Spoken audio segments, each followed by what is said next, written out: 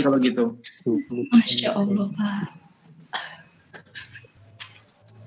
Tahan. Sampai di mana tadi ya?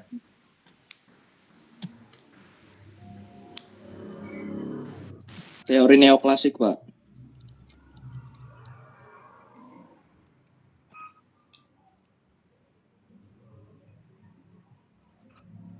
Ini ya? Lanjut, Pak, lanjut. Masih lanjut. Ini Pak, ya. Sampai sini ya? Iya, Pak. Iya, Pak, sampai situ. Tahan. Oke.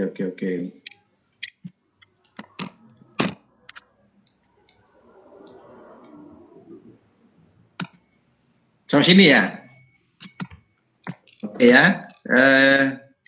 Ini suara saya jelas ya? Dengar ya? Jelas, Pak. Oke ya. Jadi kalau kita mau menghitung distribusi pendapatan itu di antara para pemilik daripada input itu adalah pada pekerja dan pemilik modal ya. Para pekerja itu adalah harga atau nilai dari biaya upah real dikalikan dengan jumlah kerja, dan pendapatan dari pemilik modal itu adalah harga sewa modal atau marginal modalnya dikalikan dengan jumlah modalnya. Maka di sini ini adalah distribusi pendapatan itu diterima oleh para pekerja dan para pemilik modal. Ya, di mana data di Amerika menunjukkan bahwa tahun 60 sampai 2007 menunjukkan bahwa rasio antara pendapatan yang diterima oleh para pekerja itu stabil ya, konstan, bahwa 70% dari pendapatan nasional itu diterima oleh para pekerja, 30% diterima oleh para pemilik modal ya. Konstan di sini.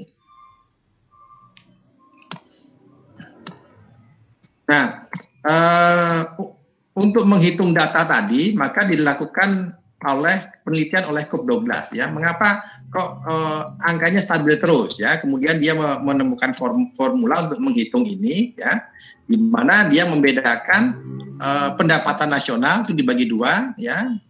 Porsinya itu ditujukan dengan nilai alfa ya. Pendapatan yang diperoleh oleh pemilik modal itu sebesar alfa Y, kali pendapatan, maka pendapatan yang diperoleh oleh para pekerja adalah 1 minus alfa kali pendapatan, sehingga fungsi produksi digambarkan sebagai demikian ya, di mana pendapatan nasional itu dipengaruhi oleh A itu adalah suatu tingkat teknologi tertentu yang mengolah modal dan tenaga kerja. Semakin tinggi teknologi, maka pendapatan juga akan makin naik ya, dikalikan dengan bagian pendapatan produksi yang dihasilkan oleh pemilik modal dan produksi yang dihasilkan oleh para pekerja ya. Pangkatnya 1 minus alfa, ini adalah pangkatnya alfa ya. Dengan persamaan ini ya, maka harga modal misalnya atau produktivitas modal dan marginalnya adalah sama dengan alfa kali pendapatan kali bagi jumlah tenaga kerja. Demikian juga dengan sewa real, upah realnya ya, atau produktivitas marginal modalnya, produktivitas marginal tenaga kerja. Nah, data ini konsisten dengan data yang ditunjukkan ya, bahwa terdapat kesamaan antara kenaikan produktivitas dengan kenaikan upah real ya. Kalau tahun 59 sampai 73 misalnya, produktivitas naik 2,8%, maka upah real juga sama, naik 2,8%. Ya. Ketika tahun 73, tahun 95 produktivitas naik 1,4, maka upah real juga naik 1,2. Ya, demikian juga dengan produktivitas. Ya. Ketika naik 2,5% pertumbuhannya, maka upah real juga naik 2,4%. Ya. Nah, jadi kita tadi sudah menggambarkan bagaimana pendapatan nasional dari sisi penawaran.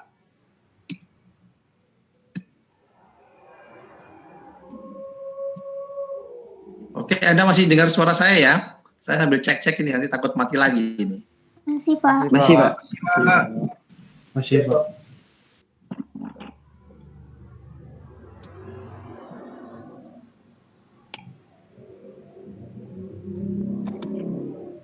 Ya, tadi dari sisi penawaran ya. Sekarang kita lihat dari sisi permintaan. Dari sisi permintaan kita menggunakan asumsi tadi ya, perekonomian tertutup ya, hanya dipengaruhi oleh konsumsi, investasi dan belanja pemerintah. Nah, sekarang kalau dari sisi permintaan barang dan jasa ya, ada 3 variabel ya, konsumsi, investasi dan belanja pemerintah. Ya. Perekonomian tertutup dari tidak ada neraca perdagangan. Konsumsi dipengaruhi oleh disposable itu adalah pendapatan setelah dikurangi pajak, ya, itulah yang siap dibelanjakan, ya. Jadi kalau pendapatan naik, maka konsumsi naik. Kalau pajak naik, maka konsumsi akan turun, ya. Kemudian ada juga dalam konsumsi itu disebut dengan kecenderungan konsumsi marginal, ya, artinya adalah tambahan konsumsi akibat tambahan kenaikan pendapatan disposable, ya. Jadi kalau dari pendapatan yang kita peroleh, berapa persen yang akan kita konsumsi, berapa persen yang akan kita jadikan tabungan, ya. Maka fungsi konsumsi di sini digambarkan miring ke atas, artinya semakin besar pendapatan disposable, semakin tinggi konsumsinya, ya, di mana kemiringannya ditunjukkan oleh tingkat kecenderungan konsumsinya. Ya, demikian juga investasi. Investasi dipengaruhi oleh tingkat bunga, ya. Tingkat bunga itu menunjukkan biaya dari kita membuat pinjaman, ya, atau biaya pengorbanan karena kita memilih suatu investasi dibanding investasi yang lain. Ya, sehingga di sini hubungan antara tingkat bunga dengan investasi adalah negatif, ya. Semakin tinggi tingkat bunga, semakin kecil investasinya. Nah, di mana di sini digambarkan hubungannya negatif, ya. Semakin besar investasi, semakin kecil tingkat bunganya. Kemudian belanja pemerintah, ya. Belanja pemerintah itu adalah belanja untuk membeli barang dan jasa, tidak termasuk pembayaran transfer, misalnya membayar subsidi, ya. Karena kalau subsidi berarti bukan pemerintah yang belanja, tapi masyarakat yang menerima subsidi. Jadi yang dihitung adalah yang benar-benar merupakan pengeluaran pemerintah. Ya. Di sini karena pengeluaran pemerintah itu merupakan kebijakan, maka kita anggap konstan, tidak dipengaruhi oleh kondisi ekonomi. Ya. G-nya konstan, kemudian pajaknya juga konstan. Maka di sini kalau kita lihat keseimbangan dari permintaan dan penawaran, ya, permintaan tadi adalah konsumsi disposable, investasi dan belanja pemerintah, kemudian dari sisi penawaran adalah dari faktor produksi, maka keseimbangan di sini, ya, adalah kalau kita lihat dari persamaan ini tadi, ya, keseimbangan permintaan dan penawaran, kita lihat di sini yang tidak ada garis barnya itu adalah investasi tingkat bunga. Artinya adalah keseimbangan pendapatan nasional dari sisi permintaan dan penawaran ditentukan oleh tingkat bunga. Ya. Nah, sekarang tingkat bunga ini berasal dari mana nilainya? Ya. Tingkat bunga itu berasal dari keseimbangan di pasar dana pinjaman. Ya, pasar dana pinjaman itu dari sisi permintaan itu adalah mewakili nilai investasi. Kalau dari sisi penawaran adalah sisi tabungan, ya, jumlah tabungan. Ya, kemudian yang menyeimbangkan antara permintaan dan penawaran ini adalah disebut dengan harga. Dalam hal ini adalah tingkat bunga, ya, harganya adalah tingkat bunga. Jadi kalau permintaan itu berasal dari permintaan perusahaan untuk membeli barang modal untuk investasi atau permintaan rumah tangga yang mau membeli rumah, ya. Ini hubungan negatifnya. Kemudian juga dari sisi penawaran, ya, di pasar dana pinjaman itu adalah berupa jumlah tabungan, ya. Jumlah tabungan itu berasal dari rumah tangga yang berupa tabungan masyarakat, tabungan privat, dan dari pemerintah yang berupa tabungan publik, ya. Sehingga sini tabungan pemerintah itu adalah sama dengan pendapatan disposable dikurangi konsumsi, pendapatan tabungan publik adalah sama dengan pajak dikurangi dengan belanja pemerintah. Maka tabungan nasional adalah sama dengan tabungan privat ditambah dengan tabungan publik. Ya. Ini ditambah ini sehingga membentuk. Jadi kita lihat ini, jadi tabungan itu adalah sama juga dengan investasi, ya, karena sumber investasi adalah tabungan. Ya. Kemudian kita bisa lihat di sini perubahan dari kalau kita menggunakan matematis, ya, perubahan itu kita menggunakan lambang delta. Ya, misalnya di sini kalau ingin menghitung perubahan dari produktivitas dari tambahan satu tenaga kerja, ya, di mana tambahan modalnya itu adalah tetap, maka tambahan pendapatan dari tambahan tenaga kerja itu adalah sama dengan produktivitas marginal tenaga kerja, ya, atau sama dengan tambahan pendapatan dibagi dengan tambahan pekerja, ya. Maka di sini kalau kita mau menghitung selanjutnya, berapakah tambahan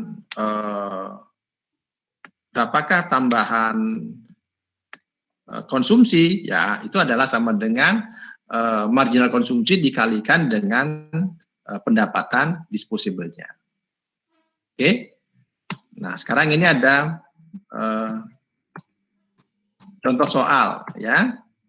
Misalnya kecenderungan konsumsi 80%.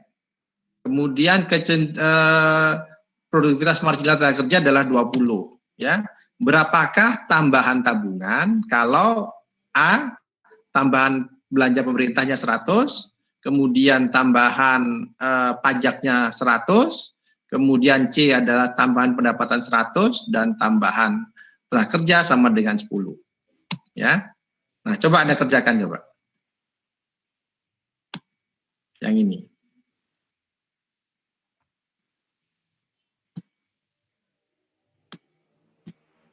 Ya, kelihatan ya?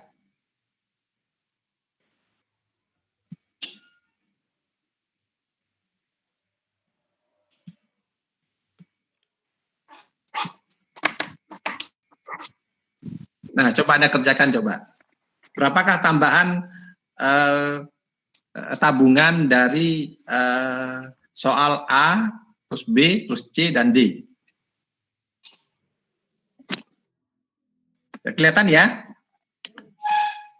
Kelihatan, Pak. Oke.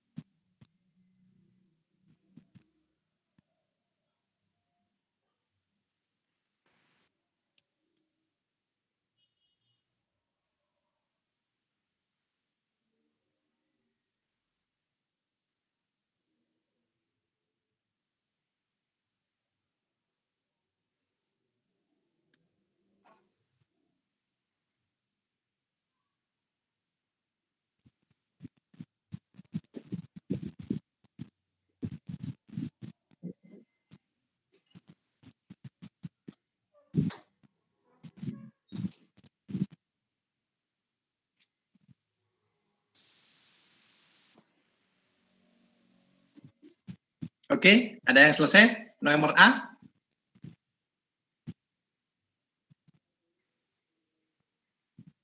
Poin A, ada yang bisa?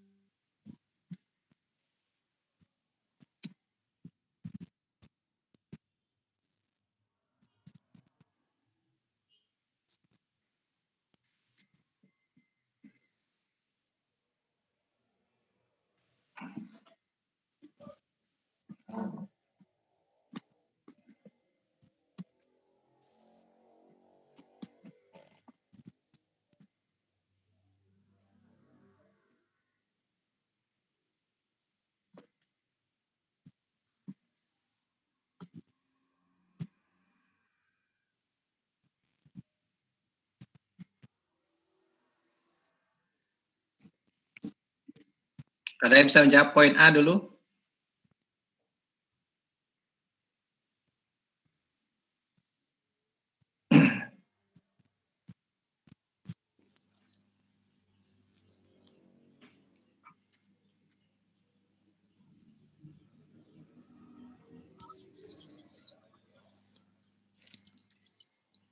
Ada yang mau jawab? Bukan, Mbak.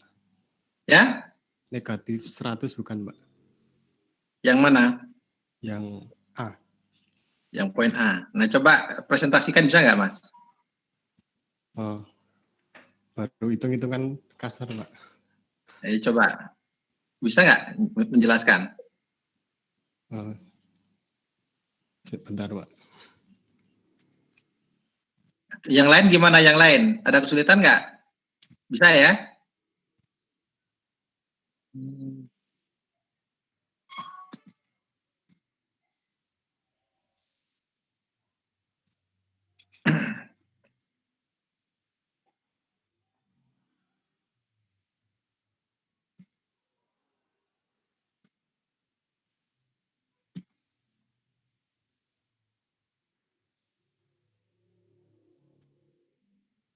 Siapa tadi yang mau presentasi, mau menyampaikan hasilnya?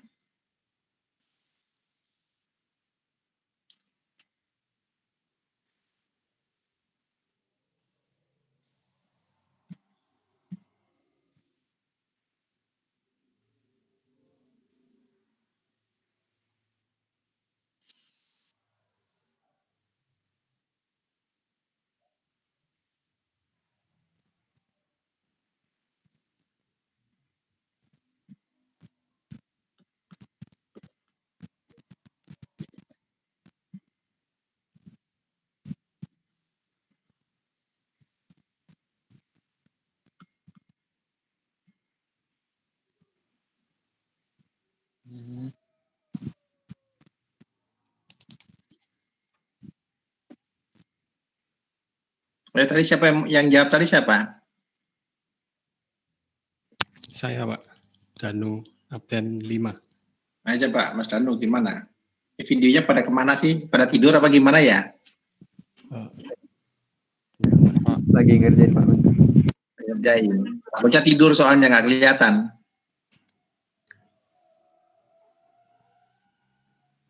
Ayo, Mas Danu bisa nggak presentasi?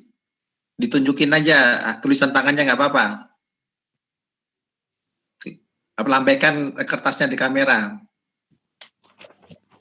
gini, Pak. Nggak bisa, Pak. Ya kan ada presentasi kan sekarang itu di samping tuh presentasikan. Oh, nggak bisa ya? Di kamera coba. Teman-temannya coba dipin itu si Danu coba. Pasti si Danu mau memberikan presentasinya. Ya. Ayo, ya Mas Danu ditunjukkan aja ke kamera coba. Kebaca apa, Pak?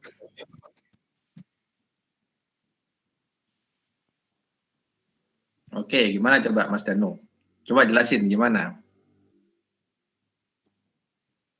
Oh, Oke. gimana cara ngejelasinnya, Pak?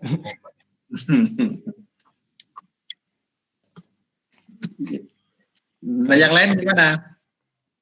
Sudah melihat tulisan Mas Danu belum tadi? Sudah, Pak. Sudah ngerti ya? Iya. Belum, Pak. Kalau yang belum bisa lambaikan tangannya. Oke, ya. Ya, oke ya Mas Danu. Itu coba dipin coba yang ditulis Mas Danunya itu. Oke, kalau gitu dari saya saja ya. Oke. Bentar.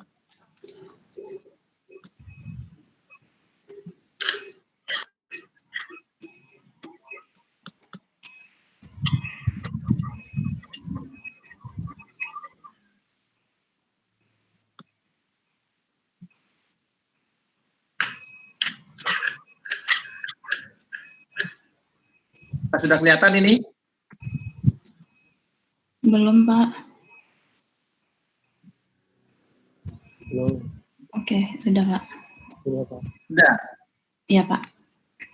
Oke ya. Saya lanjutkan ya. Tadi sudah ada temanmu yang bisa itu namanya Danu.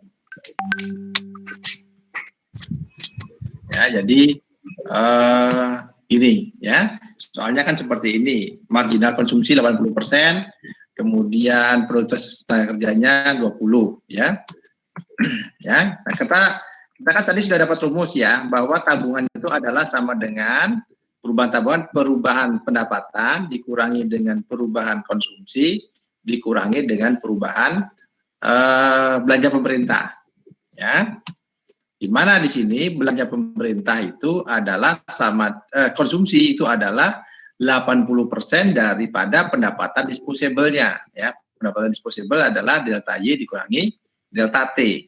Ya, maka kita bisa peroleh di sini ya 20% delta Y tambah 80% delta T dikurangi delta G, ya kan? Dari persamaan ini. Maka kita bisa jawab soal pertama. Kalau belanja pemerintahnya naik 100, ya, kalau naik 100 berarti tabungan nasionalnya akan berkurang sebanyak 100, ya kan? Ya. Kalau sekarang pajaknya naik 100, ya, pajaknya naik 100, maka tambahan tabungan adalah 80% dari 100. Ya, kalau sekarang pendapatan naik 100, ya, Y-nya naik 100, maka akan menyumbang kenaikan tabungan sebanyak 20. Ya. Kemudian kalau tambahan tambahan tenaga kerjanya adalah 10, ya, di mana tambahan delta Y itu adalah sama dengan tambahan produktivitas marginal tenaga kerja dikalikan dengan jumlah perubahan tenaga kerja ya adalah 20, kemudian tambahannya adalah 10, maka kita peroleh nilai pendapatannya tambahannya adalah 200. Sehingga 200 kita masukkan di sini ya. 200 dikalikan 0,2 20% dapat tambahan 40. Jelas ya? Oke ya, ya. Selanjutkan, ya. Nah, sekarang kebijakan pemerintah terkait dengan anggaran itu ada anggaran surplus dan anggaran defisit, ya. Surplus itu kalau pajaknya lebih banyak daripada belanjanya. Kalau defisit, ya, penerimaannya lebih kecil daripada pengeluarannya, ya. Kalau seimbang, penerimaan sama dengan pengeluaran, ya. Pemerintah di Amerika ya termasuk di Indonesia itu sama ya, anggarannya itu mengalami defisit ya, karena pengeluarannya lebih banyak daripada belanjanya. Dan untuk menutupi itu antara lain dengan melakukan pinjaman ya, bisa pinjaman luar negeri, bisa kemudian menerbitkan surat utang, menerbitkan obligasi ya. Nah, ini kalau data di Amerika ya, bahwa Di tahun 45 mereka mengalami defisit yang dalam karena untuk membiayai Perang Dunia Kedua, ya. Kemudian di periode berikutnya sampai dengan tahun 70-an mengalami neraca yang seimbang, namun kemudian ke belakang anggarannya mengalami terus-terusan lebih sering mengalami defisit, ya. Demikian juga di Indonesia, ya, selalu defisit. Kemudian kalau dilihat tingkat utangnya, ya, nah, utangnya ketika Perang Dunia Kedua utangnya sangat besar sekali, ya. Kemudian rasionya, ya, rasio terhadap GDP-nya, ya, rasio terhadap pendapatan nasionalnya, ya. Nah, tahun 2010 sampai 60%, ya. Kalau saat ini rasio utang pemerintah terhadap GDP-nya itu terhadap pendapatannya ada 100%, ya. Kalau Indonesia kan baru 30%, ya. Kalau di Amerika sudah 100%, ya. Artinya pendapatannya, kalau pendapatannya 100, utangnya juga 100, gitu, ya.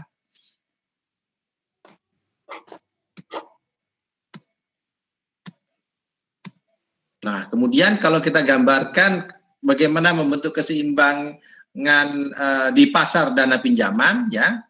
Di sini kita lihat bahwa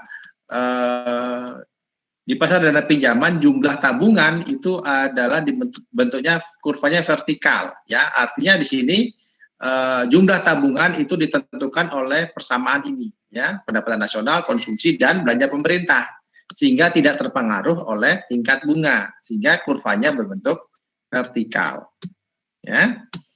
Maka keseimbangan di pasar dana pinjaman yang membentuk keseimbangan tingkat bunga itu adalah keseimbangan antara sisi penawaran, yaitu jumlah tabungan yang tersedia, dan perpotongan dengan permintaan untuk melakukan investasi. Itulah yang membentuk tingkat bunga, ya. Nah, fungsi dari tingkat bunga itu adalah sebagai penyeimbang antara pasar barang dengan pasar dana pinjaman, ya. Di mana di sini kalau di dalam pasar dana pinjaman, ya, persamaannya pendapatan kurangi konsumsi kurangi belanja, pemerintah adalah investasi, ya. Maka di dalam pasar barang itu juga sama, ya, persamaan ini. Jadi bisa kita simpulkan bahwa keseimbangan di pasar dana pinjaman itu adalah sama dengan keseimbangan di pasar barang. Artinya tingkat bunga yang terbentuk di pasar dana pinjaman itu juga akan membentuk keseimbangan di pasar barang dan jasa, ya. Nah, jadi kalau sekarang Anda ingin menggambarkan menganalisis suatu perekonomian, gitu, ya, analisis tentang sisi permintaan dan penawaran, gitu, ya, misalnya, maka hal yang harus Anda pelajari adalah pertama Anda harus melihat dulu, menentukan dulu mana variabel endogennya, mana variabel eksogen, ya. Variabel endogen di dalam persamaan ini adalah pendapatan nasional, ya. Variabel endogen, variabel yang dipengaruhi, ya. Apa variabel yang mempengaruhi? Variabel eksogennya, ya. Tadi variabel yang pengaruhi apa? Kalau dari sisi penawaran misalnya tadi adalah modal dan tenaga kerja, ya. Kalau dari sisi pengeluaran adalah C, I, dan G, itu adalah eksogennya, gitu, ya. Kemudian Anda masukkan itu ke dalam diagram, ya. Anda paham tentang membuat definisi-definisi yang mana yang disebut dengan modal, tenaga kerja, konsumsi, investasi, gitu, ya. Kemudian Anda gambarkan kemiringannya, yang hubungannya negatif apa positif, kurvanya naik atau turun, misalnya, gitu, ya. Kemudian bagaimana pengaruhnya faktor eksogen terhadap keseimbangan di pasar di kurva ini, ya, pergeserannya naik ke kiri atau ke kanan, ke atas atau ke bawah, ya. Inilah yang kemudian kita gunakan setelah terbentuk equilibrium yang baru, kita gunakan untuk melakukan analisis, ya. Jadi contohnya misalnya kita harus paham misalnya faktor apa saja yang berpengaruh terhadap pergeseran kurva jumlah tabungan misalnya, ya. Yang berpengaruh terhadap tabungan publik misalnya itu adalah kebijakan pemerintah, ya, merubah jumlah anggaran atau kebijakan pajak misalnya. Kemudian faktor yang merubah tabungan swasta, tabungan privat, ya, misalnya pilihan konsumen, ya, perilaku konsumen, ya, kemudian peraturan pajak misalnya, ya. Kalau aturan pajaknya itu lebih menaikkan pajak penjualan, maka konsumsi akan turun, ya. Kalau pajak tabungan diturunkan, ya, maka orang akan lebih banyak untuk menabung misalnya, gitu, ya. Nah, ini adalah contoh misalnya studi kasus di Amerika, ya, kebijakan Presiden Amerika di tahun 1980, ya, ketika kebijakan pemerintahnya, presidennya adalah untuk memotong pajak, ya. Jadi kalau pajaknya dipotong, diharapkan nanti masyarakat akan semakin meningkat konsumsinya. Ketika konsumsi naik, maka dapat mendorong kenaikan produksi. Kenaikan produksi bisa mendorong kenaikan pendapatan, misalnya, ya. Namun akibat dari kebijakan pengurangan pajak itu mengakibatkan disertai juga dengan kenaikan belanja pemerintah, gitu, ya. Sehingga akibatnya adalah ketika belanja pemerintah itu naik, ya, tabungan nasional menjadi turun, ya.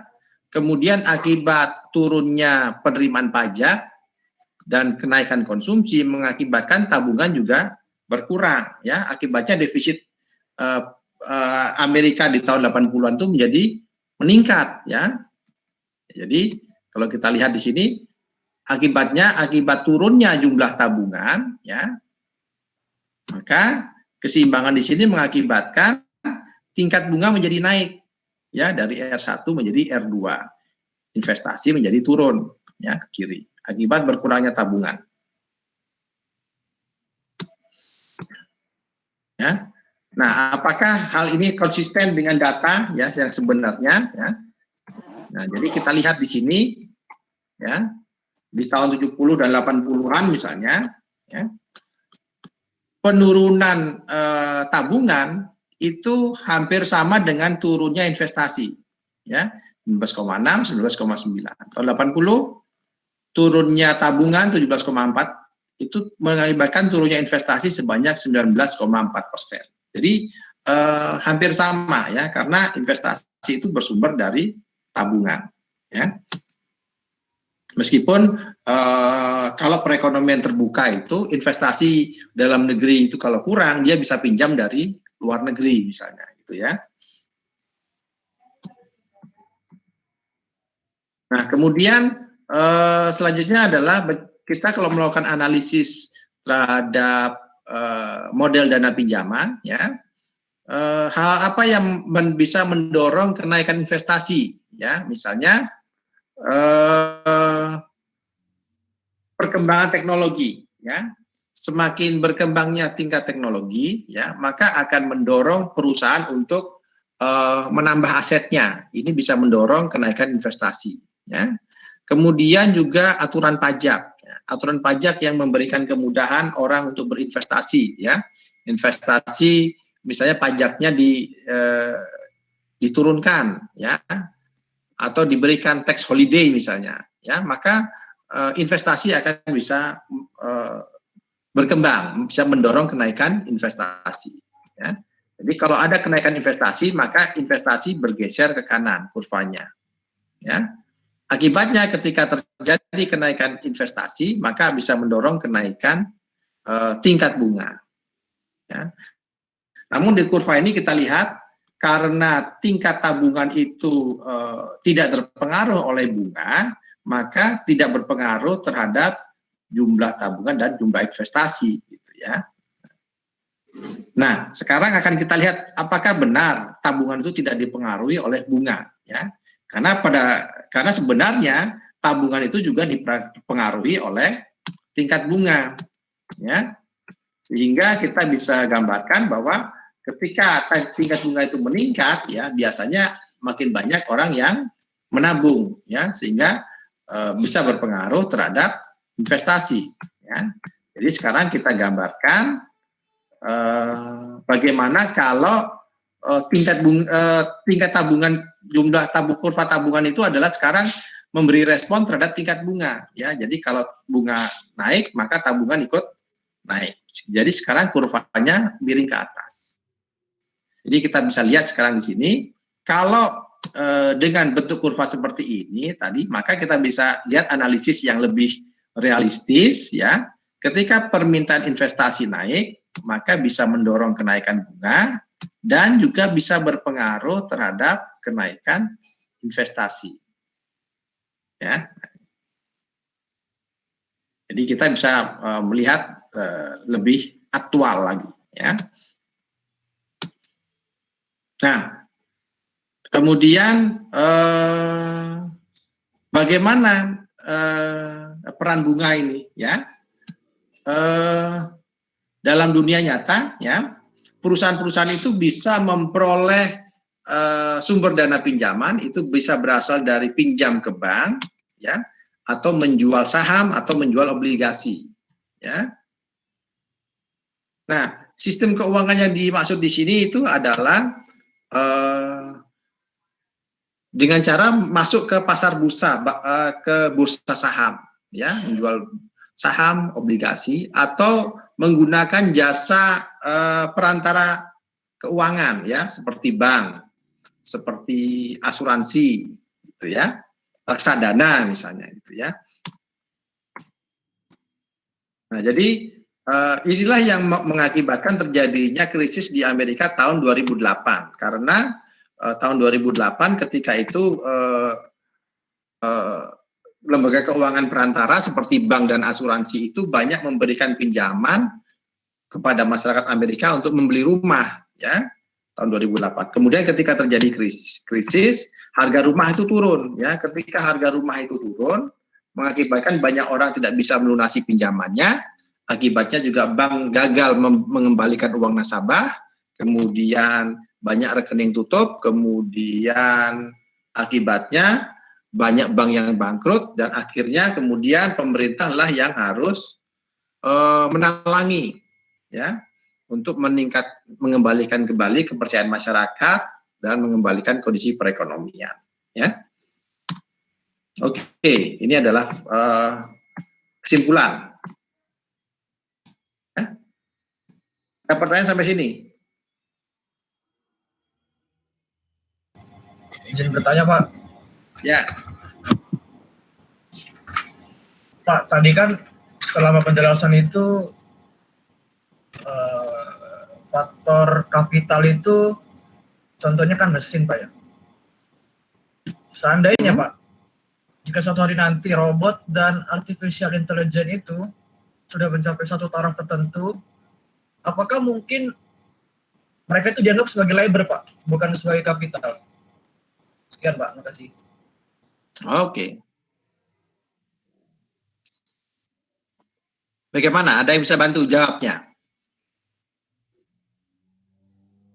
Apakah tadi kalau sudah ada robot gitu, itu nanti dianggap sebagai modal apa dianggap sebagai tenaga kerja? Izin, Pak. Ya. Menurut saya itu tetap masuk ke dalam capital atau modal. Karena kenapa? Pasti ada di situ, meskipun suatu saat nanti mesin-mesin itu mulai berdampak signifikan di dalam perekonomian, tetapi pasti ada yang menjalankan. Nah, itulah yang dinamakan labor. Labor yang menjalankan mesin tersebutlah yang akan masuk ke dalam labor, tapi capitalnya tetap berupa mesin-mesin tersebut. Jadi mesin-mesin itu sepertinya tetap masuk ke capital, Pak. Karena dia mempengaruhi output yang dihasilkan berupa faktor-faktor produksinya itu yang berupa berupa modal. Terima kasih, Pak. Karena kan fokusnya ke perangkat sarana, Pak. Oke. Ya, oke, Mas Yudi, ya. Ya, jadi kan kita lihat tadi dari faktor produksi itu, ya, pendapatan nasional dipengaruhi oleh apa? Y sama dengan fungsi dari A fungsi dari K dan L, ya kan? Bisa pengaruh ke K, bisa pengaruh ke A, ya kan? Kalau K itu kan berarti mesin-mesin yang tetap gitu ya. Ya. Mesin itu terkait juga dengan teknologi, dengan A-nya gitu ya. Kalau L kan tenaga kerjanya ya. Kalau semua pekerjaan digantikan oleh mesin, apakah nanti mesin jadi tenaga kerja? Ya enggak gitu ya. Karena manusia mesti akan bisa menciptakan tenaga kerja yang lain gitu ya. Anda lihat sekarang jenis usaha, jenis produksi sekarang ya, kalau sebelumnya itu adalah di bawah tahun 70-an, 60-an itu adalah produksi itu dilakukan oleh orang-orang di pabrik, ya, orang yang punya modal, ya kan, manufacturing, ya. Kalau sekarang kan tidak, ya. Kalau Anda melihat pembagian segmentasi di dalam produksi, ternyata sekarang itu produksi manufacturing itu turun, mesin-mesin itu. Karena manusia sekarang itu banyak bergerak produksi bidang apa? Jasa, ya enggak? Jasa transportasi, jasa apa ya? Macam-macam jasa lah, ya. Itu yang berkembang sekarang ini, ya. Termasuk seperti ini kan kita jasa ini, ya. Komunikasi, ya.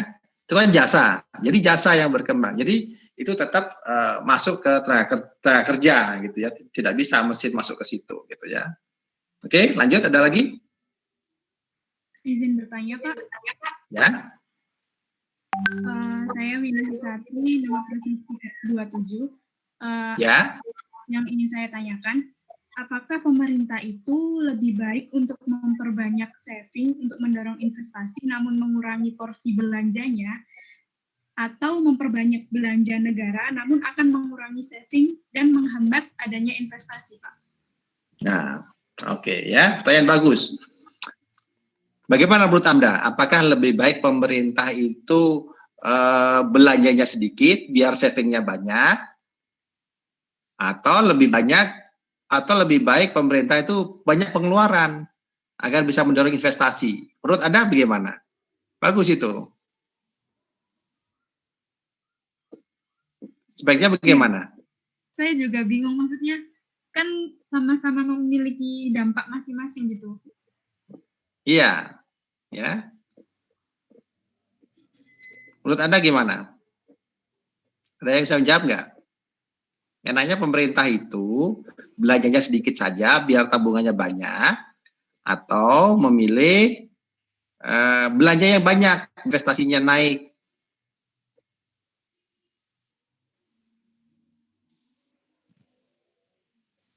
Bagaimana menurut Anda?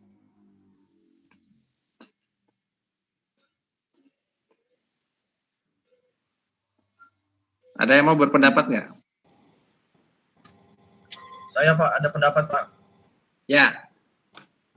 Menurut saya mending lebih banyak konsumsinya Pak. Dalam hal ini konsumsi dalam negeri Pak ya, diutamakan gitu. Kalau nanti banyakkan saving, itu akan ada kemungkinan dia jadi idle fund gitu Pak. Jadi dananya diem gitu, nggak gerak gitu Pak.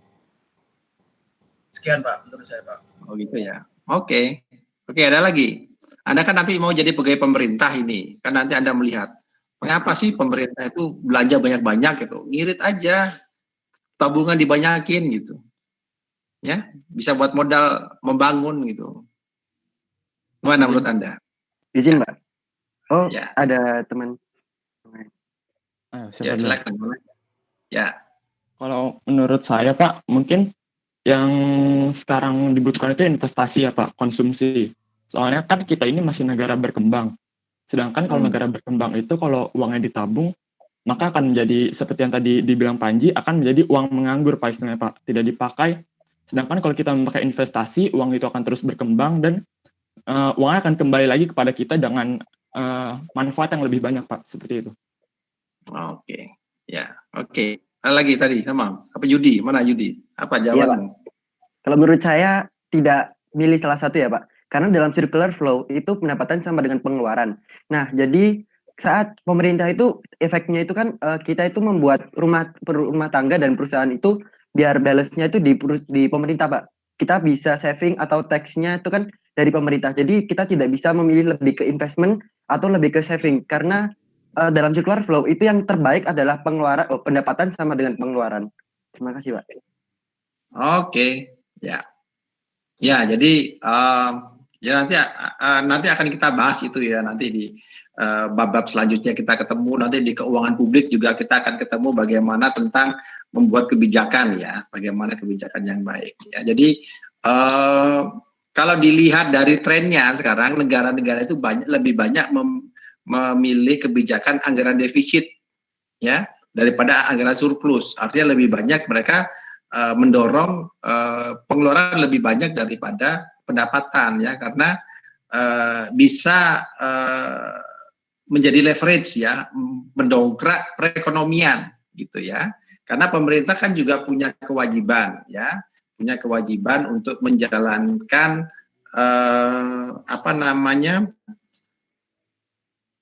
memenuhi kebutuhan masyarakat meningkatkan kesejahteraan gitu kan ya kan kesejahteraan menurut beberapa negara kan berbeda-beda gitu ya. Kalau sekarang mungkin pemerintah Indonesia baru bisa membebaskan pendidikan hanya sampai 12 tahun sampai SMA gitu kan, kuliah masih bayar. Mungkin di negara maju kuliah pun sudah semuanya gratis misalnya gitu kan.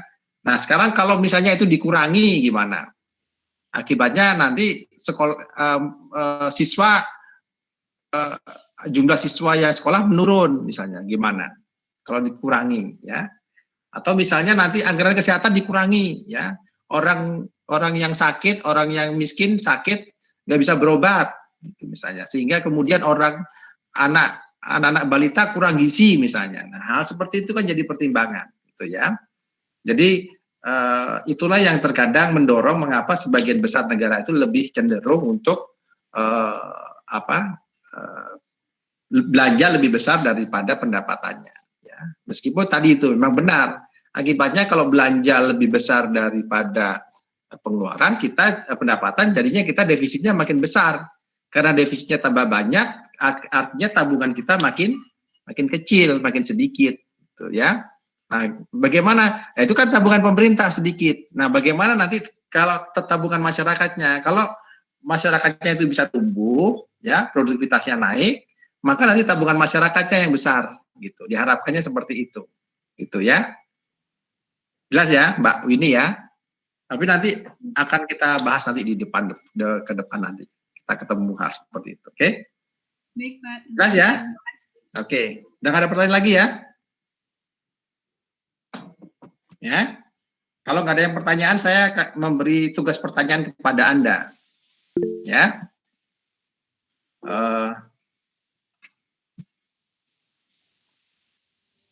Siapa ini? Ada yang menulis ini. Kenapa suaranya nggak muncul ya? Siapa ini? Roy Surofi Arisna. Siapa Arisna itu nomor berapa sih? Izin bertanya Pak, fungsi produksi menjelaskan pembagian pendapatan antara modal dan tenaga kerja adalah konstan sepanjang waktu. Bagaimana pada kondisi jangka panjang Pak, di mana faktor produksi modal dan tenaga kerja tidak dapat dipastikan konstan. Apakah fungsi ini masih bisa digunakan? Terima kasih. Oke, ya. Roy Sorofi Arisna, ya. Jadi itu data di Amerika, ya.